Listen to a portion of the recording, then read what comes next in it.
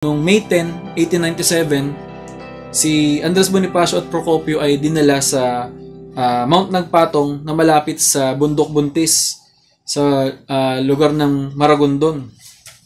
So, habang binibitbit sila doon, ang sabi ni Andres Bonifacio, may binigay kasing sulat doon sa nagdala sa kanila. So, galing ito doon sa statement na binigay ni Lazaro Macapagal. So, sino si Lazaro Macapagal? Si Lazaro Macapagal ay yung namuno dun sa mga sundalo na pumatay or nag-execute kila Andres Bonifacio. So, ito, sabi niya, may binigay daw na sulat sa kanila. Nung nandun na sila sa Mount Nagpatong, sinabi ni Andres Bonifacio na,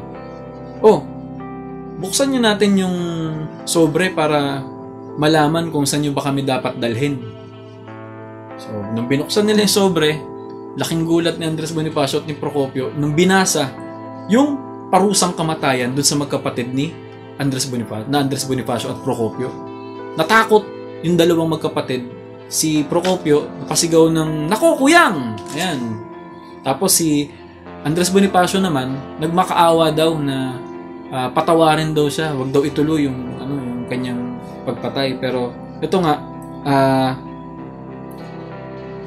naipit. Sabi ni Lazaro Macapagal, naipit siya. Actually, naawa siya dun sa magkapatid na Andres Bonifacio sa Procopio. Pero at the same time, natatakot siya para sa sarili niya kapag hindi niya ginawa yung parusa na ipinapataw sa magkapatid ng Bonifacio. So, ang ginawa niya, si Procopio ay tinangay niya at dinala niya sa isang liblib na lugar ng kagubatan at doon niya binaril. Pagbalik niya, si Andres Bonifacio daw, ayon sa kanya, tumakbo papunta doon sa ilog kung saan nila binaril at napatay si Andres Bonifacio. Nakakalungkot lang daw, wala silang dalang pala, wala silang dalang panlibing, kaya gumawa na lang sila ng paraan upang mabaon sa lupa, malibing yung magkapatid na Bonifacio. So, doon natapos yung buhay ni Supremo Andres Bonifacio, ang pinuno ng Katipunan at ang kinikilala bilang isa sa mga prominenteng bayani ng ating bansa. So,